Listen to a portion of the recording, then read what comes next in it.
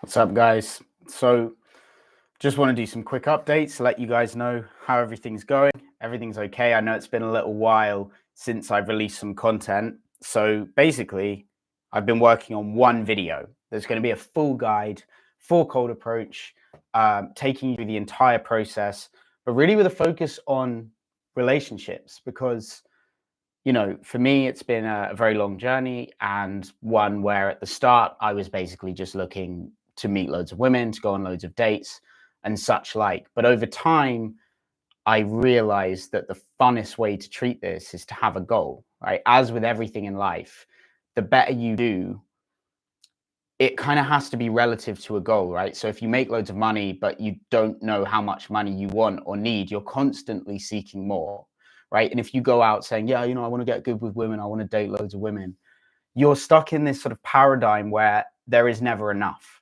right? You never get to a point where it's like, well, that was satisfying. You're constantly chasing more because that's so built into our biology to seek more.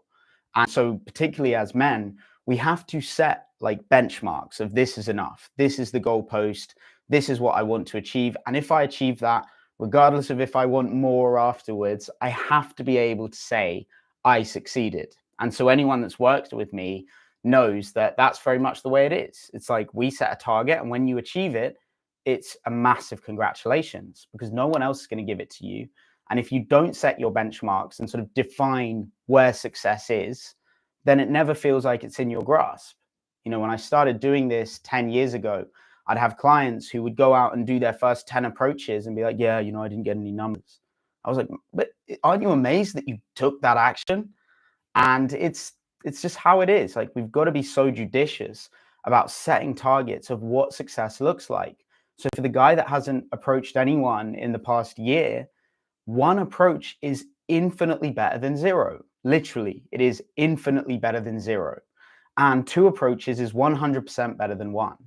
So you have to be able to look at the sort of broad scale, bird's eye view perspective on what success means for you and stop comparing yourself to me or comparing yourself to guys that you see. It just doesn't matter.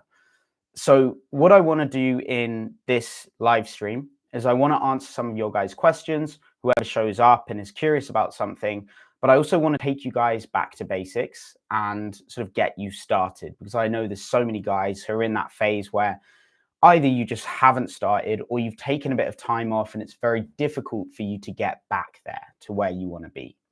So the first thing that I want to look at is defining a goal and how we do that. And the second thing I want to do is then creating the system of guidance for yourself that's going to allow you to do it. The information is not the primary incentive. It's very comforting for us to think that if I learn this thing or if I watch these educational videos, like that's it. But the truth is it's medicine, right? You don't take medicine in advance of the illness. You take it when you know that you have the illness as a way of resolving it. And theory is exactly the same. You don't learn a load of theory in the hopes that you're going to one day go out and apply it, because you just won't. The hardest part is the application. Therefore, you've got to go out, fall flat on your face, and then use the theory to resolve that once you have a pattern of data that tells you where you're going wrong, right? So I spoke to a guy on the phone yesterday. One of you guys, an audience member, booked a call with me, got on the phone, and he basically said, I just don't know what to say. Like, it's so hard. Like, every time I talk to a girl, it doesn't go anywhere. And so I can't ask for a number because we didn't build a conversation. And I said, okay, so how many women have you approached? And he said, well, last week there was this one at a concert and we had a conversation. Then she just said bye and walked away. I said, well, did you ask for her number? He said, no, it didn't get there. What do you mean it didn't get there? Did you ask or no? No, I didn't ask because we didn't build a connection. Right. But she needed to go. So you could have asked for her number, right? And he was like, sure, but it would have been better if we'd built a connection. Right. But it would have been better if you'd asked for a number than just walking away, because you could have said, I know we haven't had a long time to get to know each other. I know this is a little bit like off the cuff, but I think you're beautiful and I want to get to know you better. Will you come out with me this weekend? That's way better than not doing that, because it gives you a fighting chance. So then I said, well, what other situations? He was like, no, that's it for the last month. And she spoke to me at a concert. Right. So you don't know if you don't have anything to say. You don't know if you have a problem building a connection because your field of data is one approach where a woman spoke to you, right? Without 50 such cases to analyze where you went up and talked to someone and you've seen evidence over the course of 50 approaches that your problem is after you do the opening line, the conversation gets boring, then we can solve it and say, right, well, maybe you're asking questions and instead you could use this little assumption. You could say, I feel like you're from, or I feel like you're going to, instead of asking, where are you from? Where are you going? Engage your creative, active mind, start contributing to the interaction, get her interested in why you're thinking what you're thinking, rather than just asking questions and expecting her to invest in you. We can solve that problem, but that's not relevant before you start. That's not even helpful before you start. It's better that you go out and get it wrong than trying to solve all the problems ahead of time, being overwhelmed with information, and then finding that you simply can't approach. You're supposed to fail at the start. Give yourself permission to get it wrong. So that's the first thing. Information isn't the primary motive. The primary thing, if you're starting again and you're trying to get back into it, is what is required of me in order to take the action, in order to do that first approach. But still, this isn't enough, right? Even if you get past that point, what I've learned over time is that when people talk about motivation and say, you don't need motivation, you just need discipline, right? They say motivation isn't important, right? Doesn't matter how you feel, just do it. And it makes sense on the surface. Great. I don't need to feel good to act. However, it's usually the people that are motivated that say that, right? You've heard, if you watch Joe Rogan, you've heard Joe Rogan talking about it. If you watch Modern Wisdom with Chris, who I interviewed in 2019, you've heard Chris say it. People like TATE talk about the same thing. And yet these guys all seem to be the guys who want to get up in the morning and want to attack the day and have this sense of internal motivation. And what I've learned over time, in my case, in the case of many of my clients, is that comes from first defining the vision, the goal, the target that you set, whereby you succeed if you achieve it, and then creating a system of values that guide your behavior. Values are what are going to help you get up in the morning and get that incentive. And it sounds very abstract, right? Okay, well, what does that mean? Values, just define your values. No, it's very, very tangible, right?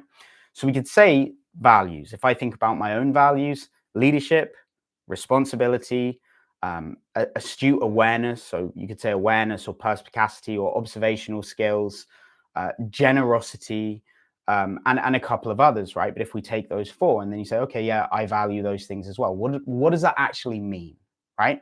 So go a level deeper and you say, right, if these are my values, these words, then what does that mean for my behavior, right? So if we go into, let's say, leadership, how do you personify leadership? You say, okay, well, if my core value is leadership, that means when faced with adversity or a situation that requires decision making, I take it upon myself to make a decisive decision for the benefit of the people that I'm leading, right? And maybe you could take it a step deeper and say, well, what if I'm not the most qualified?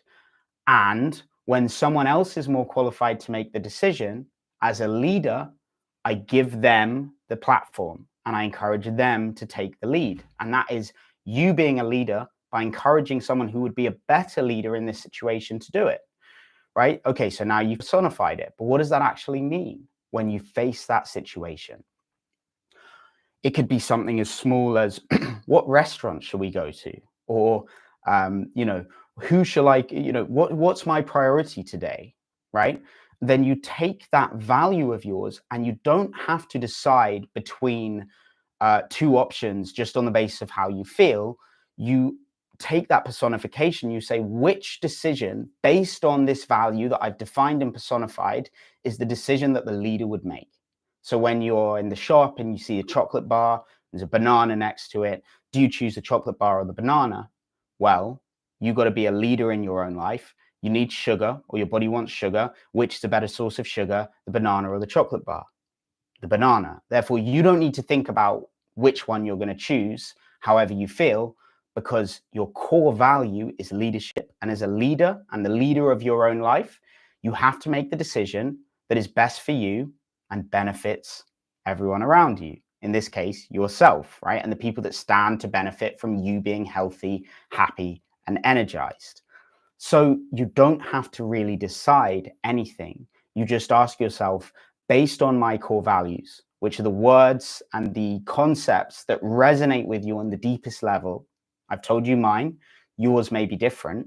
Which decision is the one that is in alignment with the person that I'm telling myself that I am and I want to be?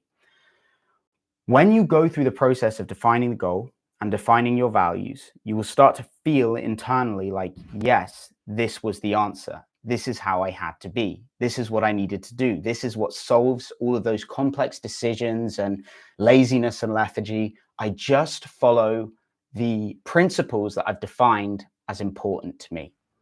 So with the goal, it's not as simple as my goal is £100,000. My goal is £1 million. It's what do you want to do with that money? Or what do you want to do with that woman? Why do you want that relationship? How do you want to feel? How do you want her to feel? What is in it for your family? Do you want to have kids with her, right? And what do you want those kids to be like? And how do you want them to be in the world, right? Your goal is not the money, it's what the money can do. Your goal is not the woman, it's what the woman contributes to your life, your family, her life, your lived experience day to day. And when you start going into that and defining the actual benefit of the target, the surface level target that you're setting, you start to feel the motivation, right? So motivation isn't important when you're a guy that already has it, right? The people that tell you motivation isn't important are not the ones that are on their phone playing video games instead of doing the work that needs to be done. They're the guys that are doing the work, right? So it's the same as the rich person saying money doesn't matter. Yep, but it doesn't matter to you, right? But if you were on the streets, you'd have a very different opinion. If your family couldn't eat, you'd have a different opinion. So it doesn't matter if you're motivated or not when you're motivated, because you've forgotten what it's like when you're not.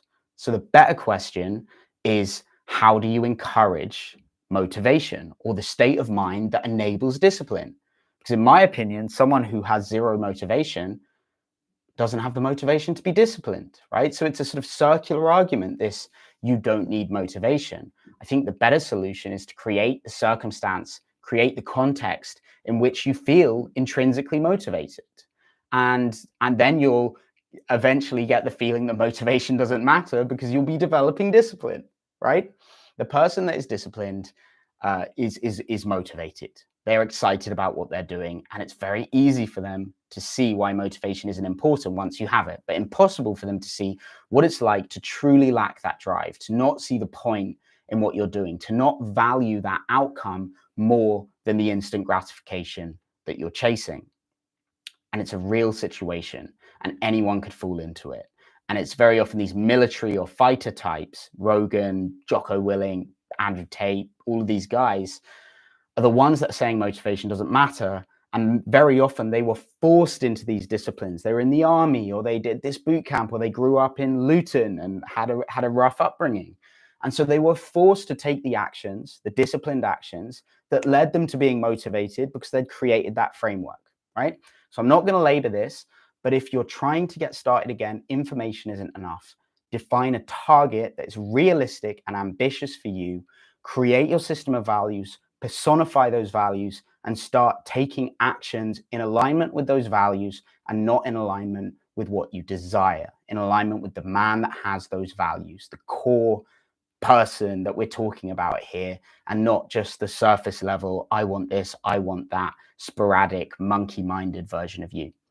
So I wanted to introduce this. I know I've taken a long hiatus, and as I said, for those of you that have just joined, I've been creating one video, right? Instead of just pumping out content, here's an infield, here are my thoughts. It's great. I'm so proud of, you know, what we've built really together, because I know many of you guys have been here for years, you know, encouraging me and pushing this along. But I don't want to keep pumping out loads of content. I want to create lasting value. And so for the past 3 or 4 months, I've been focused on one video which is a guide to getting a relationship off the back of cold approach, right? I don't want to be just getting guys to the point where they can cold approach and then not after that. I feel like a lot of the work that we've done is getting people from 0 to 1. But I believe that you can, to some extent, systematize all of this, right? It's not all information. A lot of it is the mindset that's required. A lot of it is the training protocols, like how often you should go out, etc. But I've created a video that'll be coming out in the next week or two, which is the entire process in as short a time as possible to go from cold approach in the street to getting a lasting, valuable relationship.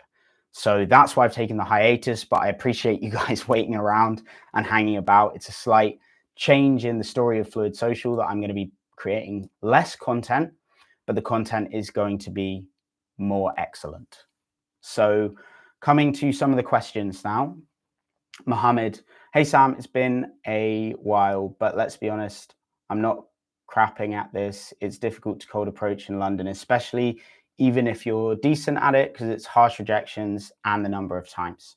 Okay, so obviously bearing in mind the number of times, right? It obviously matters how often and how much you're doing this. If you have been doing this a lot, let's say you've done, 20 to 30 minimum approaches in the past month, and they've all been harsh rejections, what you want to identify is what is the point in the interaction where they're rejecting you? Is it straight off the bat? Or is it after they've said a few words, they just say, I'm in a rush, I've got to go? Because once you can identify where exactly in the interaction you're getting rejected, you can start modifying that part of the interaction, right? So if you start asking questions and she gets bored and leaves, as I said, stop asking the questions and switch it to an assumption about her. I feel like you're in something creative. You give me the vibe of someone that is in something creative. Are you a designer or do you work in creative media? That might work, right? Because even if she's not yet invested in you, she might be like, damn, I am. How does he know? Yeah, that's interesting. How did you know? It brings a sense of magic and spontaneity to the conversation that, okay, maybe I'll give this guy a chance. How did he know that? I want to know what the impression is that I'm giving off. Even if it's motivated from self-centeredness in her, she just wants to know the impression she's giving.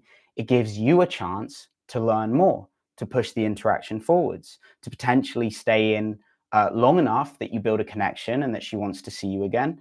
So once you've got enough data to be able to observe patterns in your interactions, patterns as in where am I getting it wrong? Where am I getting it right? Which part can I experiment with and modify?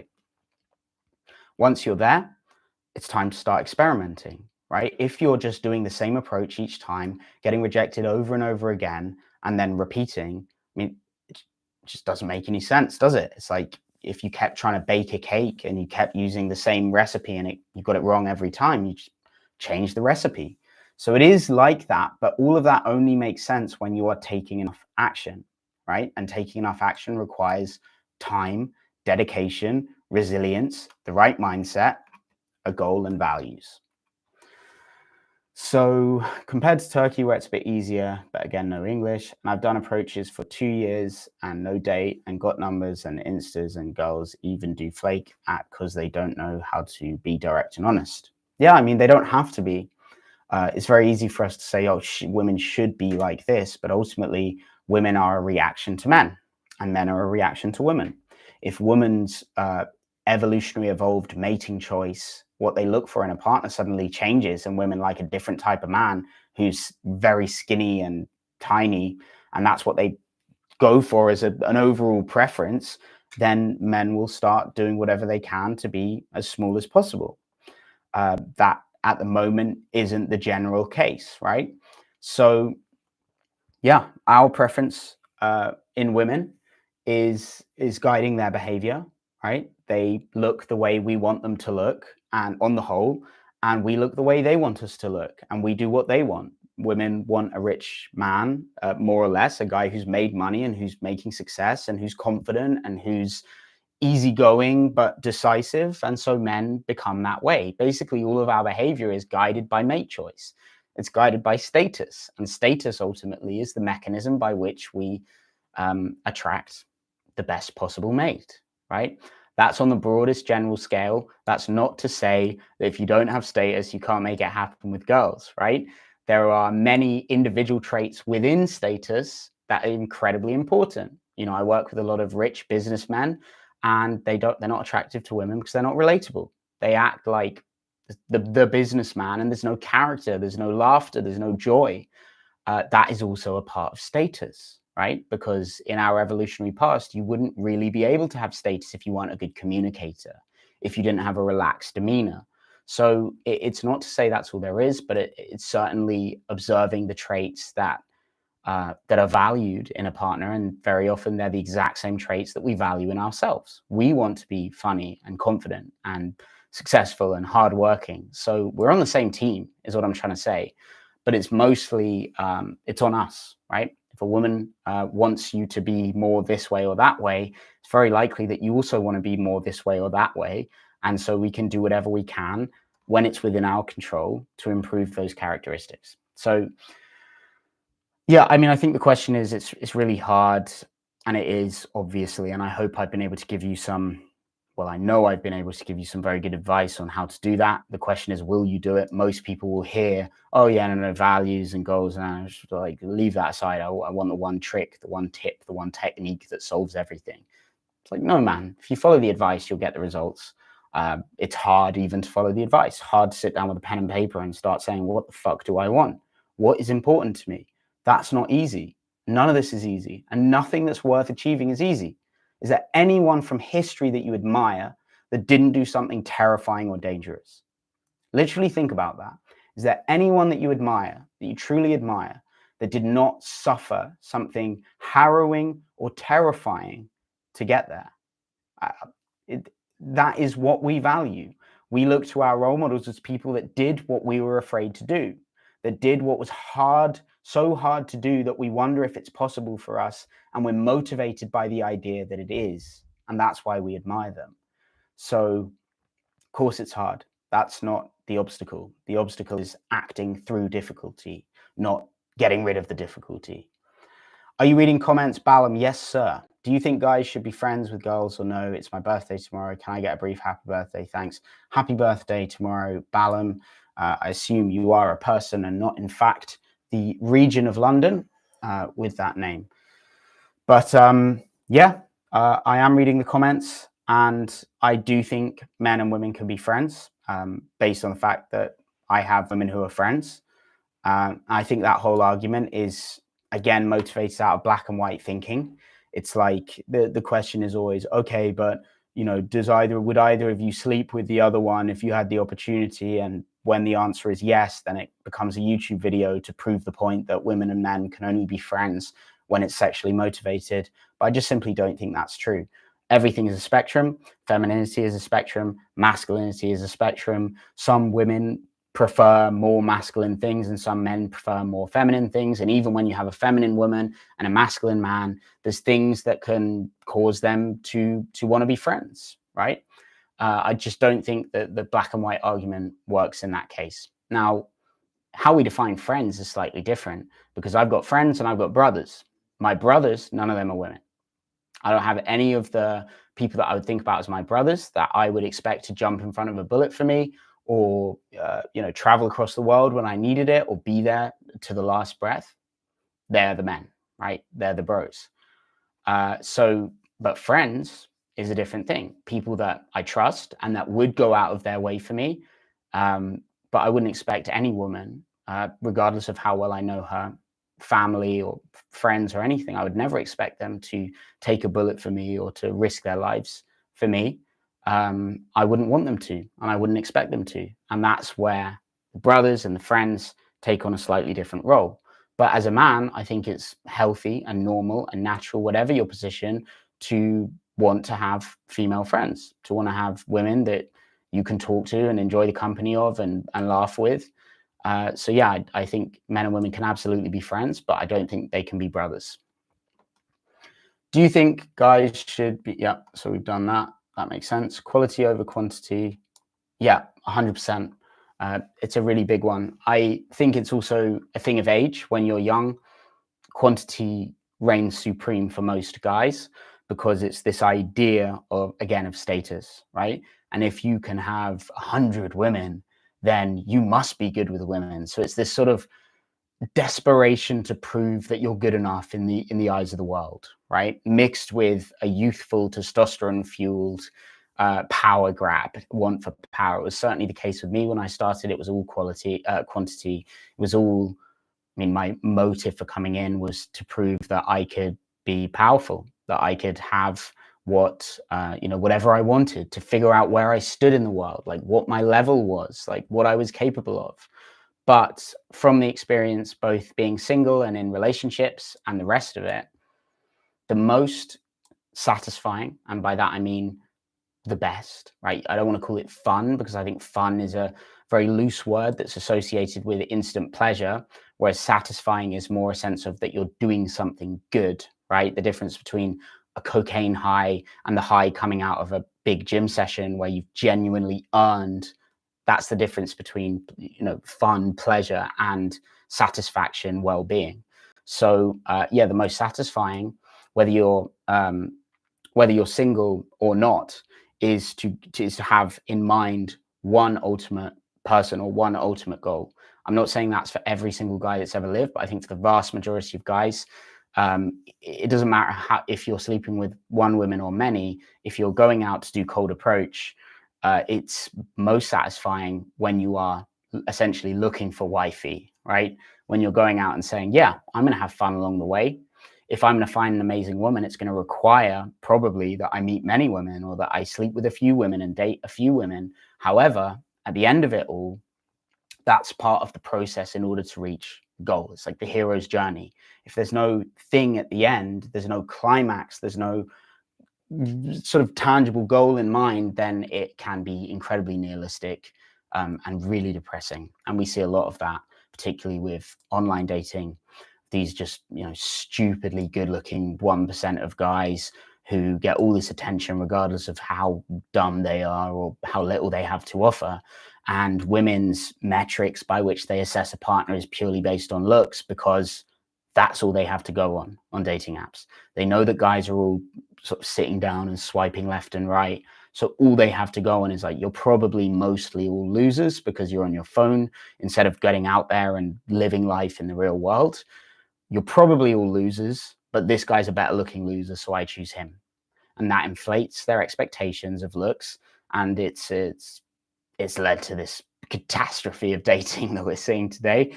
So yeah, guys, it's the biggest call to action of just like, get out there and show women that their criteria is fucked, right? Because I remember with my ex-girlfriend, I remember going out towards the end of the relationship, and her, we're being in a bar, and she was looking around. She was like, oh, none of these guys, like all these guys are like not good for me. And I was looking at these guys, like these guys are way better looking than me. I was like, you realize, like, if you, if I hadn't known you when we first got together, I'd have no chance, right? I'd have had no chance on the dating app. She's like, you're right. So it was a sort of face with reality that if it was a relationship that was started online, it wouldn't have gone anywhere, because the criteria would have been retarded, which it is on dating apps. And that's the biggest call to action. Your potential sort of pool of partners is limitless when you meet them face to face, because you're forcing them to reprioritize the criteria that dating apps are making all about looks. And you're forcing them to say, wait a second, no, actually, this guy is attractive, right? Even though from a photo, they wouldn't have thought it, because it's the dating apps that are modifying that criteria. And that's not natural. And of course, that's led to all this black pill nonsense, right? I call it nonsense, but it makes perfect sense why people would think that the only thing important is looks, because that's all they've seen. If you've only grown up with dating apps and that women's criteria are messed up and no guys are actually meeting them in real life, then of course you're going to think that that's biology or that's genetics. But yeah, the black pill is a result of social media and dating apps. So yeah, coming to some more questions. Oh no, there's going to be ads in 30 seconds, guys. So let's try and squeeze an answer. I tried to turn them off. YouTube didn't actually let me not run ads. So if this is interrupted by an ad, hopefully you can skip it. Let me see if I can skip ads, right? Yeah, so hopefully that answers the question. London is a tricky one, a city of 9 million people. Yeah, London is tricky. I think per capita, it's When I go, when I spend some time in London after being in other cities, even in the UK, I'm surprised at how unattractive the vast majority of people is. Per capita, I think it's a pretty hideous city, both literally in terms of architecture in the city itself, but also in terms of the people. It's just that it's so big that, of course, you're going to have hotbeds where there's more attractive people and more attractive parts of the city. But on the whole, it's actually not a very good city at all, I would say, these days. One thing I noticed is after I open, I'm so much in my head about what to say next or what should I talk about, the conversation starts to lag. Yeah, look, the easiest way again to solve that is because very often we go into the conversation and then we just want to take all the pressure off ourselves and put it onto the other person. So we start asking questions which we don't really care about and we're not really listening to. We're deactivated, right? So when you start using assumptions and you say, I feel like, right, firstly, you're using more female language, feminine language, more in touch with what you feel about the situation, not just the objective reality. But it also forces you to think, what do I feel, right? If you come up into an interaction and say, I feel like you, what do I feel? Suddenly you have to activate your mind. You force your own hand and you force yourself to become creative and think what you do feel. It doesn't really matter what comes out of your mouth after that. I feel like you're having a good day. I feel like you're on your way to dinner with friends. I feel like you're from here or there. It is just a better way to frame a conversation is by like activating your mind and your creativity and being the person that's leading it and engaging, because we all know what it's like when someone comes and approaches us and just starts asking questions, whether it's salesmen or flyers. Oh, where are you from? We're not interested. Like, why? I don't care to tell you where I'm from. Who are you? Give me something to work with. So that's kind of how it is. You can't ever be 100% intuitively yourself with women to the point where you can even be chastised doing traditional things like cold approach. It don't add up anymore. No one wants to gesture anymore. I think what you're saying is you can't do anything anymore because society and culture's changed. I think it's just society and culture has changed, and more women than ever will say online. I got a comment on a video recently, someone claiming to be a 20-year-old girl saying, if this happened to me, I'd find it very creepy and disrespectful and report it to the police. But, if I wasn't me and if I hadn't had 10 years of experience doing and teaching this, that might be a comment that I'm like, oh God, all women think this. But I just know that that's nonsense. I know that that's born out of the same culture. It doesn't mean anything to me. And if 50% of guys are scared away by a comment like that or a reaction like that, then all they're doing is seceding their place to the next man that is willing to overcome that and say, look, that's nonsense. We all know what women want. And even the data shows that women still want a guy to approach them, right? It's all confused. They say they want a guy to approach them. 70% of women want a guy to approach them. 70% of women also say they would be scared if a guy approaches them. Like 10% of them say they've ever approached a man in their life. The data is all skewed, but look, we're talking about the online space. We're not talking about real life. The same woman that says, I'd hate it if a guy approaches me, when the guy approaches her that she likes and he gets her, she's thanking her lucky stars that he did. So don't listen to words, pay attention to behavior and actions. And that's the value of awareness, of observance, perspicacity, whatever you want to call it. Pay attention to people's behavior and not just the words. Because both men and women might say one thing and do another. Oh yeah, I just like blonde girls. Then they fall in love with a brunette. Women say, this is my type, and then she's with a completely different type of guy. Our feelings are fleeting, but our behaviors are a much better judge of what we actually think on a more fundamental level. So, Southwest London, dating more options these days. You choose who you can go and be on a date with, even with more technology. Yeah, I think that I don't think London is, I really don't think London is the best place. I do think in general, with major cities, the expectations are skewed.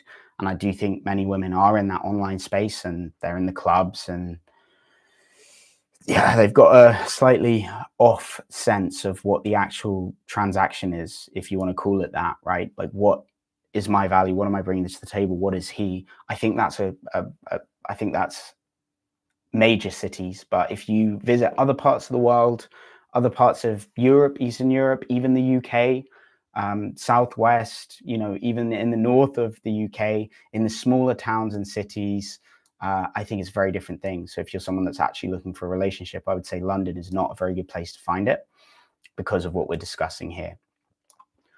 Can you give some hints on how to warm up with strangers after being by myself, all on the screen at work?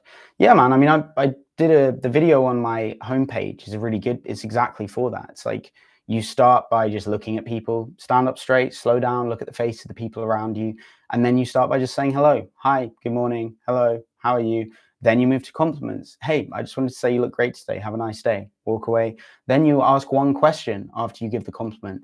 We all kind of know, right? You just put it into a system where you start with eye contact, then you just hello, then you actually give someone a passing compliment, then you actually walk up to someone and give them a direct compliment, not just a passing compliment. Then you ask them one question, and then you ask them one question and ask for a phone number, and then you try and build the conversation and build the connection and the interaction. It's just a process. So if you've been at the screen all day and you can't approach someone, what can you do? Can you make eye contact? Cool. Yeah. Can you smile at them? Yeah. Easy enough. Can you say hello? Yeah. Easy enough. Well, now it's much easier to give a compliment because you have opened up and you have warmed up. So you just take the whatever you can't do. What is the thing that is easier than that you can do, right? And then once you've done that, you'll be able to do a little bit more. And if not, do the same thing again until you are, right? It's literally just a smallest possible step forwards and then keep pushing that step one step forwards. No, I'm in Bath, UK. I'm not in Brazil. I'm in Bath, and I'm only probably going to go back to Brazil in November, and I've got a massive carnival event with the Swedish Gringo going on in February. We've got a huge team. So if anyone's interested in getting themselves down for Rio Carnival, we've got a huge event coming. We do have one group that's interested, 5 people coming together. So I can't guarantee that we will be able to, work with you there. But now is the time to get in touch because, yeah, we've already got one group interested. And so, yeah, if you want to come to Brazil, let me know. But I'm not going to be there until November. There's no community unity towards each other. So you feel spaced out and it's scattered everywhere to the point that you need to find a community that likes you so much that you want to gravitate towards you.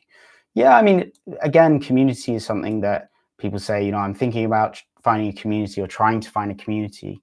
It's like if you just go to one class at your gym, one yoga class or one strength training class, that's the start of a community, right? Over time, you're going to meet people, you're going to get on with them, they're going to get on with you, you invite them out for a drink, some of them are single, they want to go out with you and win with you, and you travel together. It's not, you don't have to plan this stuff, just go and do the thing that allows it. It's not, you don't need a strategy for that right now. Just go to the class and get started. And when you're like, okay, I tried these classes and I feel like I'm friends with the people in the classes, but then I don't feel like they really want to go out. Now that's a good question. It's like, okay, so what is missing such that you haven't built enough of a connection for them to want to come out with you?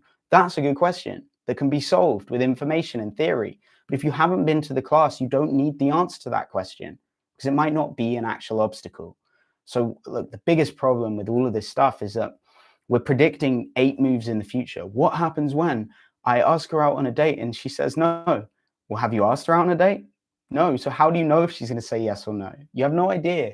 So go to that point and build the bridge where it needs to be built. Don't try and build these bridges ahead of time.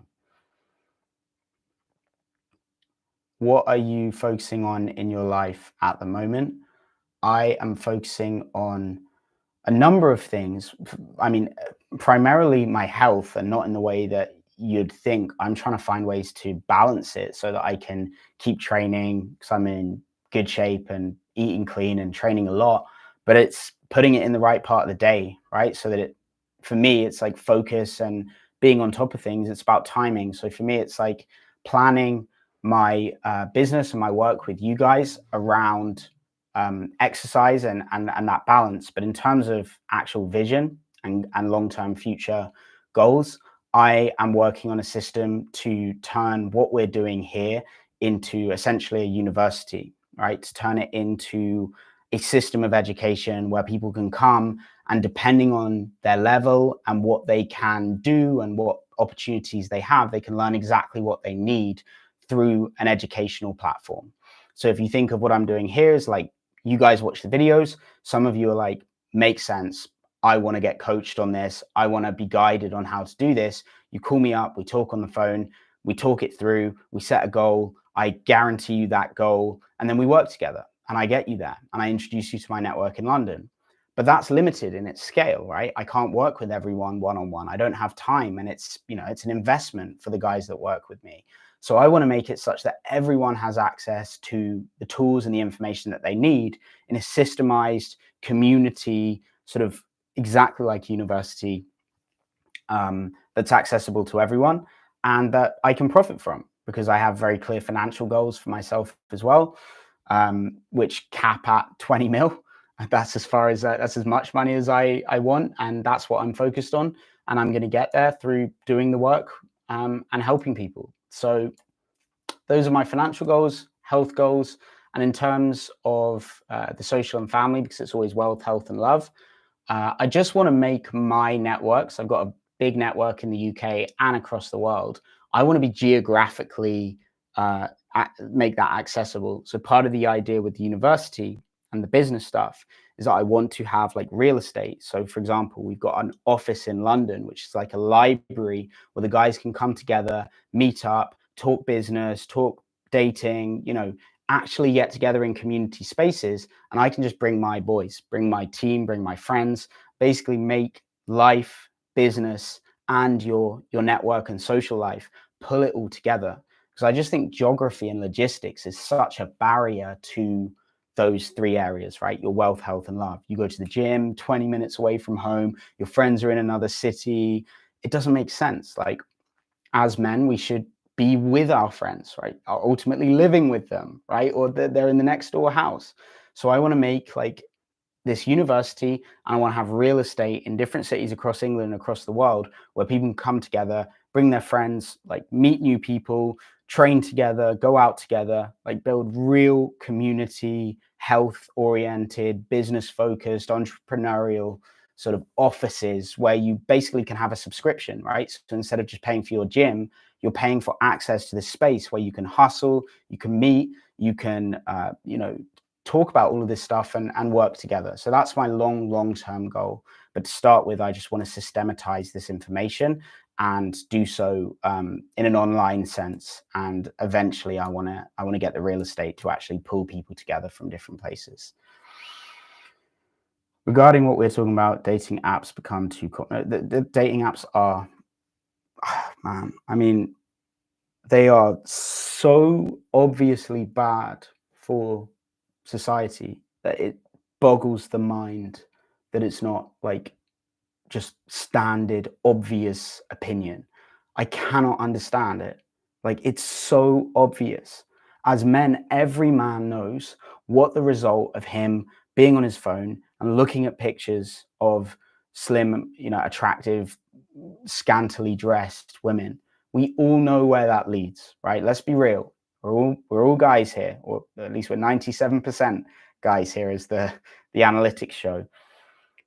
If you spend 30 minutes on dating apps, the most obvious next dopamine step in that ladder is to go to porn, because you've literally been watching women in a state of undress for an extended period of time. Your mind is like wired and getting attracted and hoping they're going to respond. You come off it, you're not going to go and read a book. You're not going to go and have a run outside. The next step is porn. And that is literally what happens for most men. Think, oh yeah, maybe I'll look for a date. And the app pulls them in with bots, literally fake women that are never going to talk to them, that don't even use the apps, that probably don't even exist. And then that gets the men all racy, and monkey mind starts going, getting excited. Dopamine's firing off. They're not going to do anything that's long-term good. They are taken over by their desires. They're not thinking about their values. They're in the dopamine phase. And the next step is either Pornhub or Instagram Reels or TikTok or whatever it is. They go to TikTok and then they see all these videos of, you know, some normal kind of poorly educated woman or, you know, woke girl saying that the man she wants has to be 6'5" with brown hair and blue eyes and a trust fund and all that nonsense. And so then they think, okay, well, now I'm a loser sitting down, swiping on my phone. None of these girls want me. None of them are replying. And look, this video is telling me that none of them are ever going to want me. How is that good for anyone? How, like, isn't this obvious? Don't we all know this? Men and women. It doesn't work for women either. You think they're happy wanting a guy that's just, incredibly perfect looking, but doesn't give a fuck about them, just wants to sleep with them to validate his own ego out of insecurity? No one wants this. No one wants this. It doesn't matter what side of the political spectrum you're on. It doesn't matter what your other beliefs are about anything else. This, from an outside perspective, if you're an extraterrestrial coming down and looking at it, watching the results of what dating apps are doing to people, keeping them inside, keeping them insecure, glued to their screen, women fighting with other women, women's standards for looks going way up and for everything else going way down. It's clearly destructive. That's not to say it hasn't worked for some people in some cases, but the net effect is a corporation that's trying to keep you on the apps, keep you paying, keep your attention. So it's engineered against forming relationships. It's engineered against making you feel good, because people who feel good don't keep coming back to an app, whatever it is. They're not coming back to a video game. They're not coming back to Tinder. They're not coming back to Instagram. They're living. They're in the real world.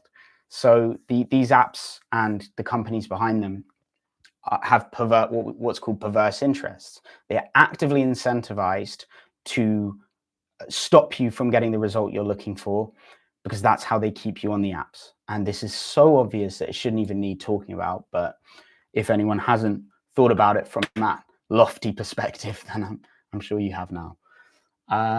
What else have we got? Some other places in the UK. I don't want to sit here and tell you cities that I think are good and then have 1,000 people descending on the city, turning it into London. To be honest, I don't think that's actually good for anyone. Your job as the guy is to find those cities, right? Is to question, why am I in London? And I think it's a very fair question, because I know a lot of my UK audience are in London. Most of you work remotely, and I know, again, because I work with many of you, most people work remotely. So, well, my family's here. Okay. Well, how often do you see them? Like twice a month. Okay. You could do that from France. You could do that from France.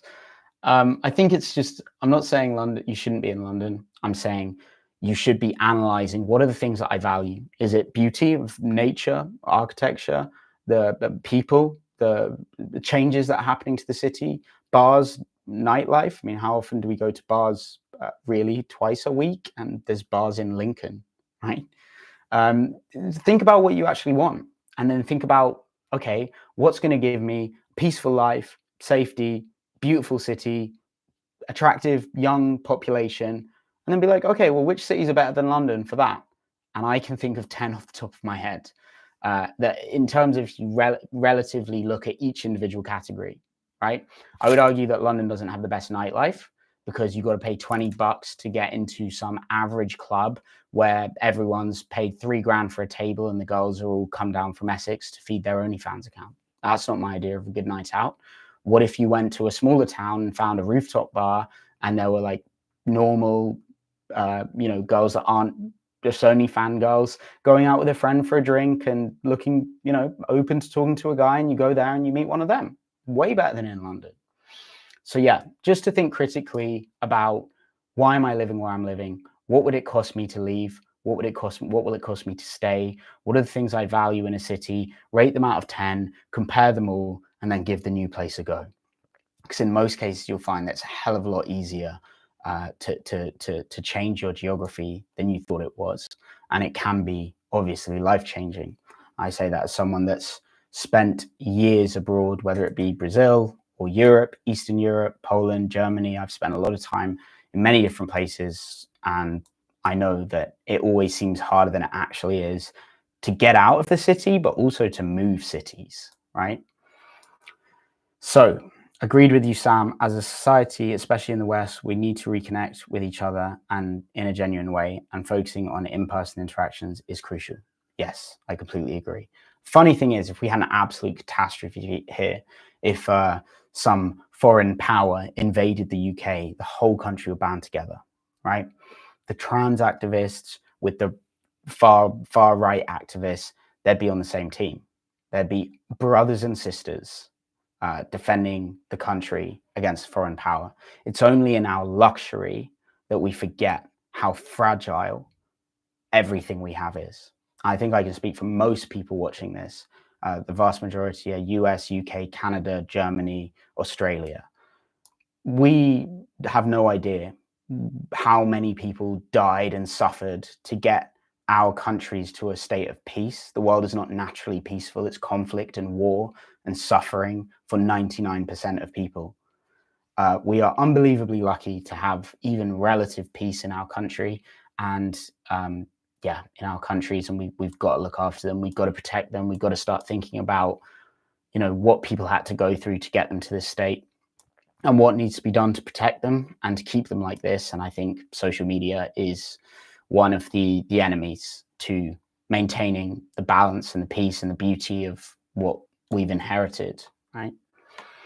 Why did you skip my question? Veronica Strickler, where are you? Does being in Brazil change your personality? Like you become more open, extroverted, easygoing? How have you seen changes in you and in other foreigners? Yeah, so it does, but we tend to think that our personality is fixed in the first place. Like, I am Sam, this person with this thoughts, and I am an extrovert or an introvert. And it's just not true. So you learn this when you travel, and particularly when you learn a new language, is your personality completely changes. You're literally two different people in one language and one culture and in the other, right? Some things are much easier to say than in the UK, right? If you want to say I love you in Brazil, ci amo, ci amo. It rolls off the tongue and you mean it, right? But people saying I love you in England, it's like, damn, that's heavy, right? I remember doing that for the first time with my son. First time, I tell him "ci amo" all the time in Brazil, right? I remember the first time saying it in English, I was like, "Oh shit, that's something I don't say very often." So yeah, 100%. Your language, your frame of reference, your personality completely changes based on who you're around. We all know that the person we are with our parents, right? You go back to your childhood home and you're with your parents for a week. You're a completely different guy to the ones that's with his closest friends, and you guys are out exploring and on an adventure. You are two completely different people. And if your parents saw you then, your personality would switch into like mum and dad mode, right? So it tends to be more creative types that see a greater diversity in their personality, and the more conservative types, in terms of not politically, but conservative types that see less of a change and are sort of less adaptable in social situations. But we all have multiple personalities that express themselves depending on the context. So Brazil, if you're a guy who is not typically expressive, isn't open with their feelings, isn't very connective and connected, Brazil is a very sudden and extreme training boot camp in, oh shit, I just got to be more fun. I just got to relax. I've got to not care as much. I've got to be more open. I got to give a guy a hug. I got to I can't walk around with my headphones in, walking down the street, listening to podcasts. Not over there, man. People are going to be talking to you across the street. And if you ignore them, it might be that there's a monkey about to jump on your head, or a car coming around the corner, or, there could be a problem, right? So yeah, you've got to be more alert. You've got to force yourself to be more extroverted. And that is only a good thing. So traveling definitely gives you access to much more of your potential, right? Because personalities are all expressions of your total potential on how you can be. It takes the stage in different contexts and in different cultures. So Brazil is definitely a good one for Western people, particularly Scandies and UK and sort of Northwestern Europe. Any other questions? I'm going to do one more question. So let me select the best one. I don't think I'm going to turn each city into London, that we just want to keep a low profile and actually go and have an active chat with people rather than having to put pressure on. So just go, man. Go and explore. I don't know. I only know from where I've been. And I know from where I've been. And I had to go and explore other cities. right? So do the same. You shouldn't want my advice on that. You should want to say, let me go check out Bristol. Let me go check out York. Let me go check out Cardiff and see, right? You don't want someone to just feed you information. This city's great. And then 1,000 other people go and find the same place because of a YouTube video or an influencer, and then it turns into the same thing. Go out there and explore. You'll find more places than me. I haven't been everywhere in the UK. I've just noticed some patterns in different cities based on university population, size of the city, politics of the city, how much their council invests in promoting tourism versus the interest of residents. There's a number of factors, right? And also the specific cultures. The culture of northern cities is different from culture of southern cities, vastly different, right? There's political divides. There's also cultural divides. If I turn up in Newcastle wearing the garments that I don for the videos in London, the first thing I get off the train, what the fuck are you wearing, mate? I don't get that in London or in Manchester, in sort of big cities. I'd get that in like small northern cities. It's a different cultures going on.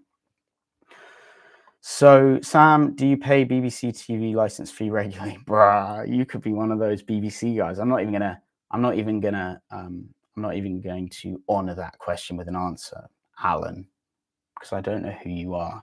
So I don't want to talk about that here because it's not worth it. I don't need to put any skin in the game and discuss some of our oldest media establishments. You're welcome, Veronica, and I hope this has been valuable, guys. I always like to just check in because I know it could be hard, especially when we're all busy and I'm building stuff and you guys are building stuff. But it's good to catch up with you guys. I appreciate the questions, and I really hope some of you who needed that information about the visualization, the goal setting, and actually more importantly, the value definition. So once you've defined your values, life can become so easy because you outsource your decision making to those values, right? Those are the most important thing, and we know it, right? We know what's more important than sleeping with that pretty girl is realizing that she's in a vulnerable position. She's in a relationship. She might be from a different religion that doesn't allow it. And for you to say, wait, is this actually good for her? And is this good for me? How is this going to affect the trajectory of my life and the trajectory of her life? And in some cases, the only thing better than taking that action that would result in more badness than good would be to say, no, we're not going to do it because I know it's not the right thing to do. And you walk away with your head held high. That's one extreme example from my own experience. But that's really the point. There is nothing more important than understanding what your values are, feeling them, and then making your decisions based on them. And that really is the answer. But yeah, that doesn't make it easy to do. It's not actually hard to do. It's pretty simple. But I know that there's just so much resistance. If you take a piece of pen and paper out now and say, what are my values? Value one. Oh, what's the point in this? I'll do something else. But when you do it, you'll feel it. And when you see them written in front of you and you start thinking about what decision does the guy make who has these values, you will feel why that is the only important thing, is living by your values and taking all of your decisions based on them. So yeah, I hope this has been valuable, guys. And good to hear from you, Craig, finally. So take care, guys. And I really hope you enjoy the video that's coming out soon. Until then, peace out.